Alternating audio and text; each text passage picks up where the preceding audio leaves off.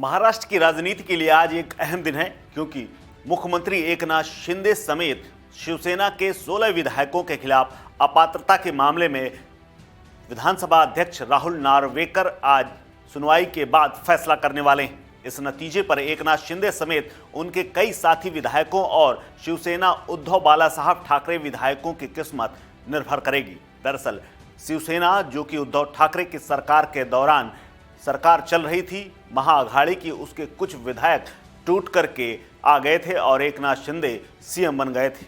दरअसल इस नतीजे से पहले मंगलवार के दिन से ही सियासी पारा चढ़ने लगा था और घटनाक्रम आज होने वाला है।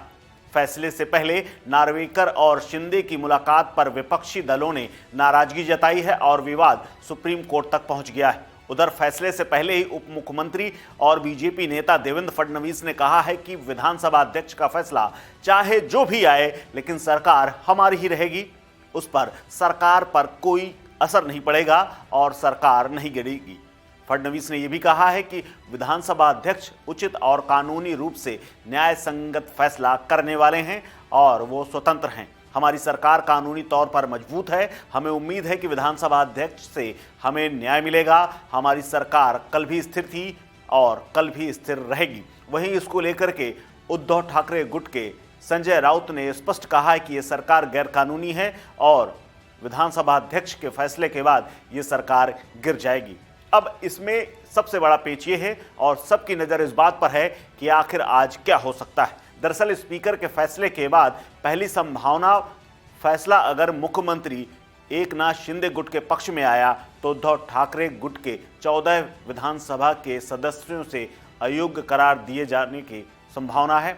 अगर ऐसा हुआ तो ठाकरे गुट विधानसभा अध्यक्ष के फैसले के खिलाफ सुप्रीम कोर्ट में अपील दायर कर सकता है। इसके अलावा एक और रास्ता है, ठाकरे गुट को चुनाव से पहले राज्य भर में सहानुभूति मिलने की संभावना है। इसका फायदा आने वाले लोकसभा चुनाव में भी मिल सकता है। इसके अलावा दूसरी संभावना इस बात की भी है, अगर फैसला उद्धव ठाकरे गुट के पक्ष में आया तो मुख्यमंत्री एकनाथ शिंदे, उनके 3 मंत्रियों समेत 16 विधायकों की विधानसभा सदस्यता चली जाएगी। अगर ऐसा हुआ तो फिर एक संभावना यह है कि एकनाथ शिंदे को मुख्यमंत्री पद से हाथ धोना पड़ेगा, सरकार उनकी गिर जाएगी। ऐसी स्थिति में राज्यपाल के पास किसी को एक नए सिरे से बहुमत का दावा करने के लिए बुलाना पड़ सकता है। यदि दावा नहीं किया गया तो राष्ट्रपति शासन का विकल्प यहां पर खुला हुआ है। इसके अलावा एक संभावना और है कि शिंदे गुट के हाथ से धनुष बाण चुनाव चिन्ह जा सकता है। इसका खामियाजा उसे चुनाव में भी भुगतना पड़ सकता है। इसके अलावा विधानसभा अध्यक्ष के फैसले के खिलाफ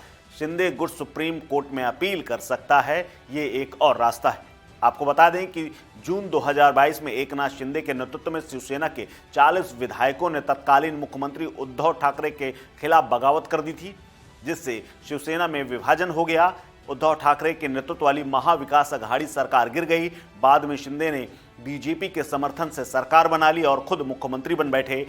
इसके बाद शिंदे और ठाकरे गुट दोनों दल एक दूसरे के विरोधी हो गए और दल बदल कानून के तहत एक दूसरे के विधायकों के खिलाफ कार्रवाई की मांग करने लगे।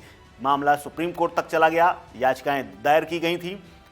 ठाकरे गुट ने सुप्रीम कोर्ट में भी याचिका दाखिल की थी। सुप्रीम कोर्ट ने इस मामले में फैसला लेने के लिए विधानसभा अध्यक्ष को कहा था, लेकिन लंबी सुनवाई और कानूनी लड़ाई के बाद सुप्रीम कोर्ट ने फैसला सुनाने की समय सीमा 31 दिसंबर 2023 तय की थी, लेकिन बाद में स्पीकर के आग्रह पर अवधि को बढ़ाकर 10 जनवरी कर दिया गया था और आज वो दिन आ गया है।